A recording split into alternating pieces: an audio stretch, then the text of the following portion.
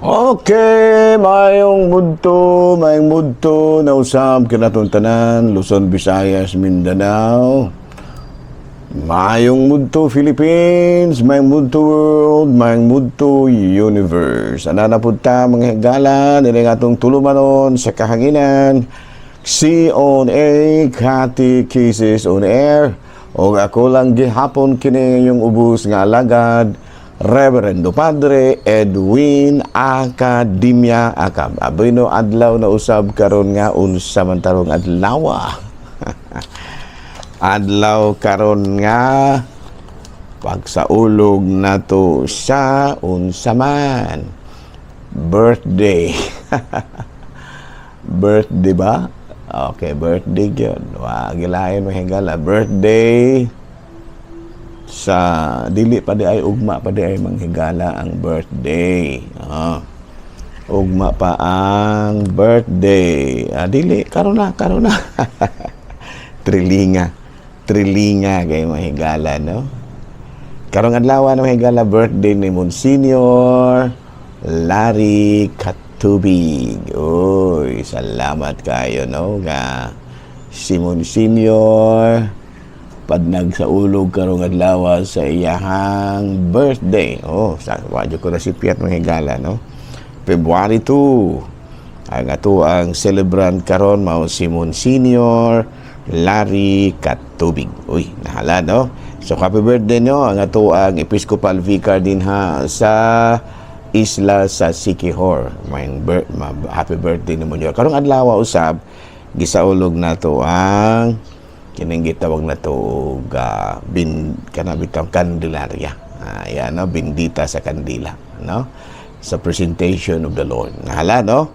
Ato di ay nga timbayaon og happy birthday ang ako ang kanhi rector yang Episcopal Vicar din ha sa isla, si Monsignor Larry Katubig. Happy birthday nyor. Happy birthday na nyor. O niya, ato di ay nga timbayaon po og ang akong classmate mahingala din na nga kukura paruko Larina mahingala, no? Si Padre Obing Masyon. Kumusta na ka, Budi, no? Bordic, no? Gumuna sa mga akong classmate diri sa Himalalod, si Padre Dami Hiramis, o diri sa may kining Kuraparuko po diri sa Quasay Parish, no? Quasay Parish sa kining Batingkil. Ayan, no? Inyang kaubang pari din ha, si Padre Dodong Ruiz. No? May muto na kanatong tanan mga higala nang hinaod ko nga ana kamong tanan sa kapiskay sa panlawars, walay ubo, walay hilanat, walay sipon, walay sakit sa tiyan, walay arthritis, wala sakit, wala sipuna, wala maglain ng kuto-kuto, wala UTI, no? Pero naginhawa pa. Ayan, okay, lisod mo na mahigala nga wala na ta wala ta gibating sakit sa panglawas pero perte na po ding patayan. Nala, no? May gusto na, of course, na to kalimutan si Sister Pita, ano?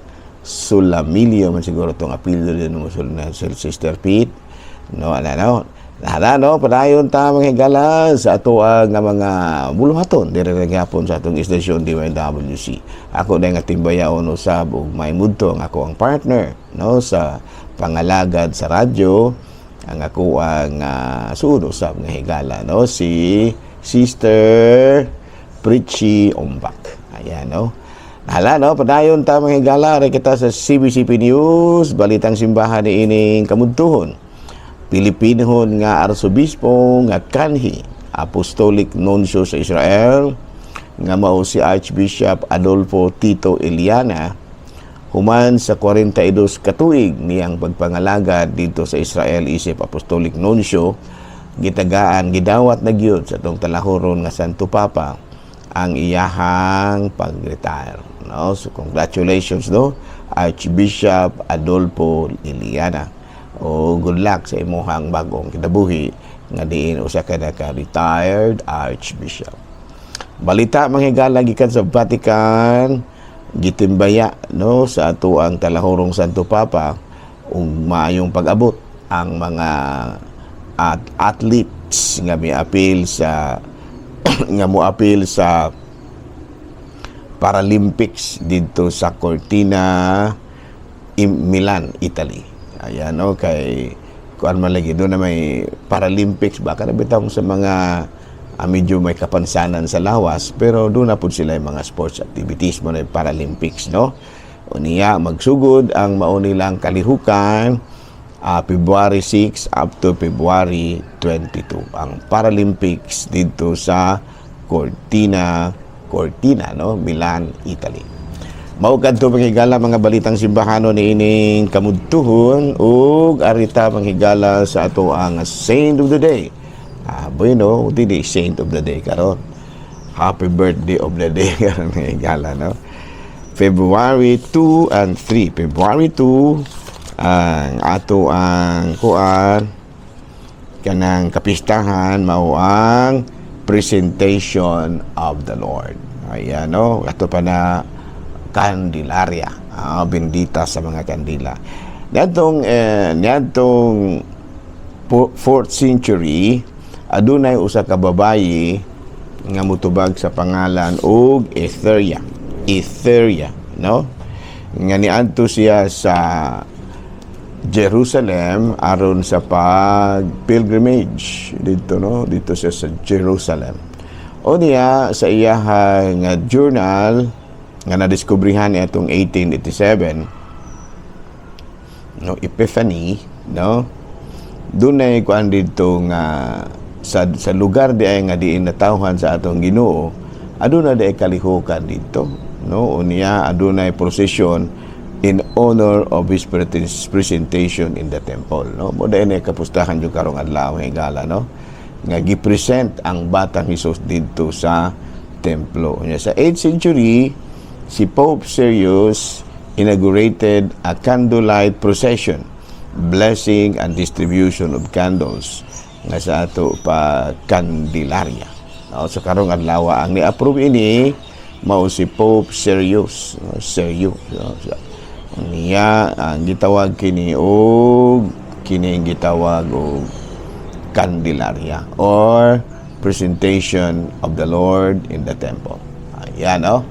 Dahil, no? O niya doon natay gamay lang pahimangno, no? Kay usahay ang uban mamaligya og benditado ang kandila. Ayaw. Ang inyong ibaligya ang kandila kana pag yung wala pa mabenditahi. Kaya kung nabinditahan na, dili na pwedeng ibaligya kay makagaba na kay wala may butang balaan nga ibaligya. Ayan, no?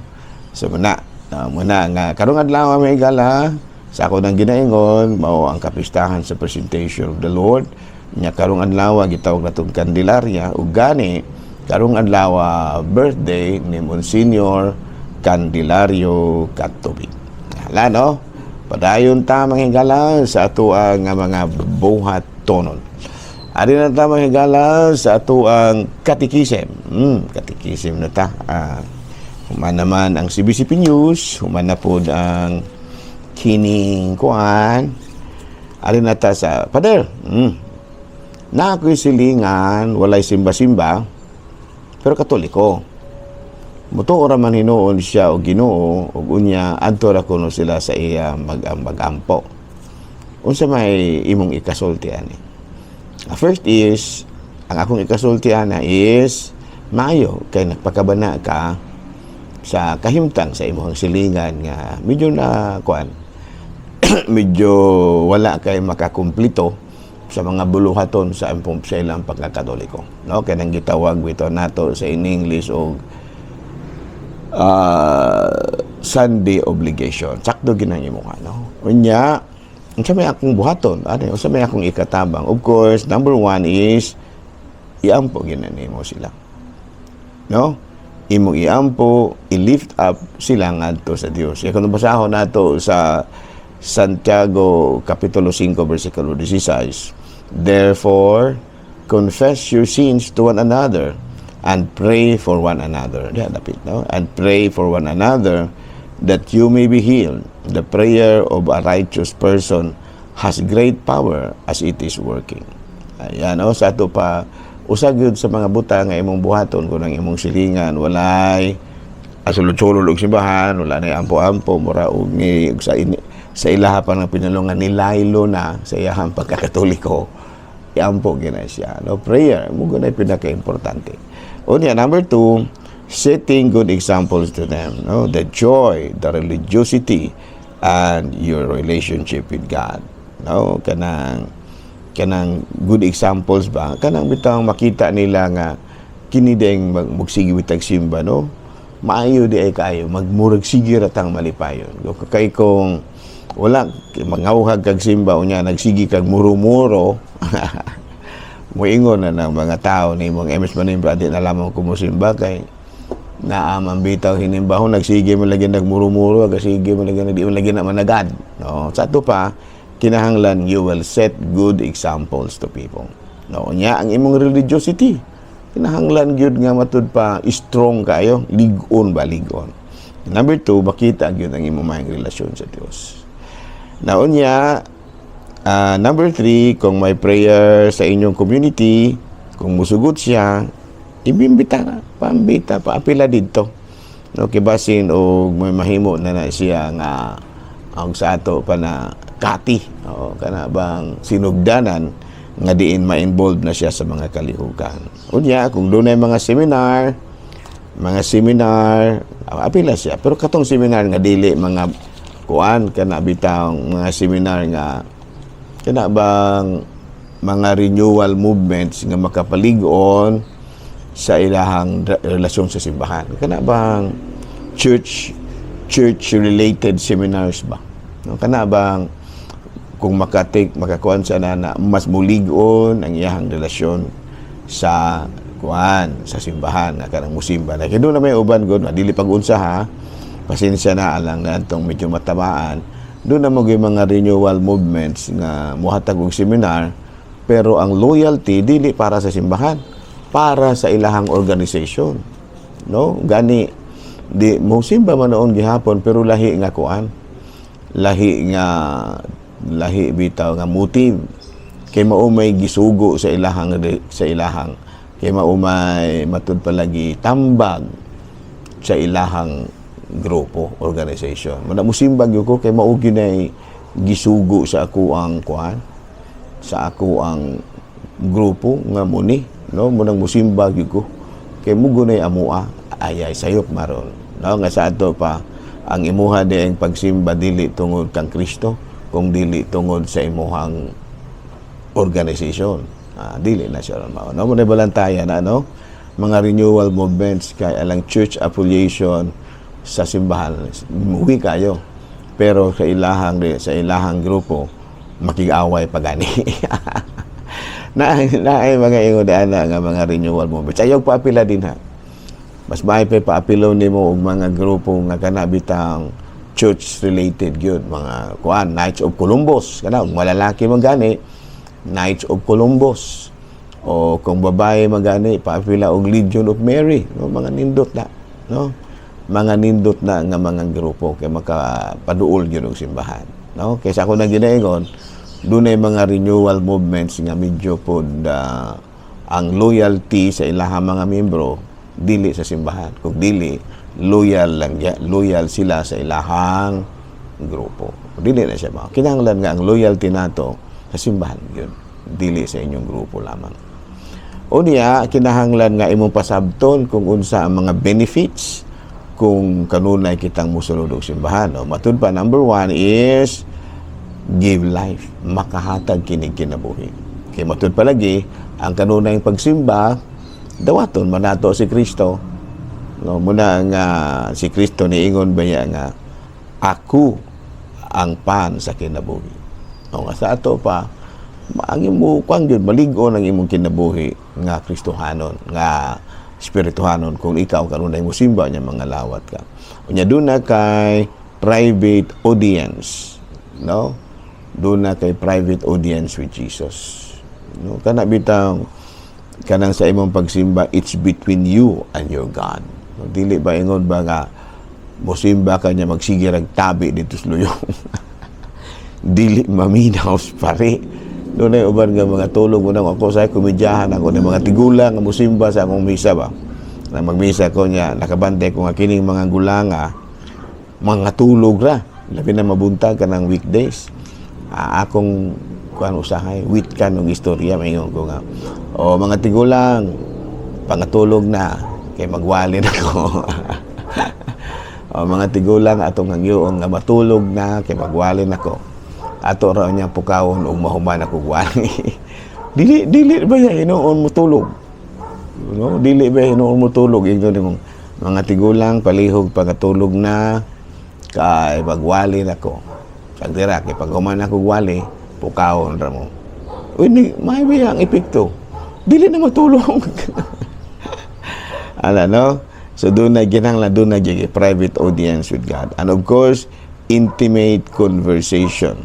The real presence. No? Kay real presence, maginang kanang lawas ug dugo ni Kristo. And then, of course, companionship. No? Kanunay kang ana uban kang Kristo. Ano, no? So again, sa akong naginaingon, kung doon na kay silingan nga walay simba-simba, sige na. Iyang po ra gina, no? Kay yan na mo ginang kinaiya natong Kristohanon. Kay matud palagi sa unsa to? Santiago kapitulo 15 bersikulo 16, pray for one another. Oh, pray gyud ka. Ano, no? Abi no, dinil lang usa kita kutob ha. Medyo dali ko rug jutay nga lakida akong schedule. Pero ako ra jud giparing kamutan nga dili gyud ako maabsina nang ako ang kalihukan. Ako ang programa. Okay, daghang salamat ug sa kalan sa atong talahorong obispo, Bishop Julito B. Cortez, Station Manager si Father Ram, ako ang mga kauban ng mga kaparian sa Katolikong Simbahan. Nagpasalamat ako kaninyo sa inyong pagsunod ni atong programa ug nahinaot ko nga ubanan kamo kanunay sa Dios. Sa ngalan sa Amahan, sa Anak, sa Espiritu Santo. Amen.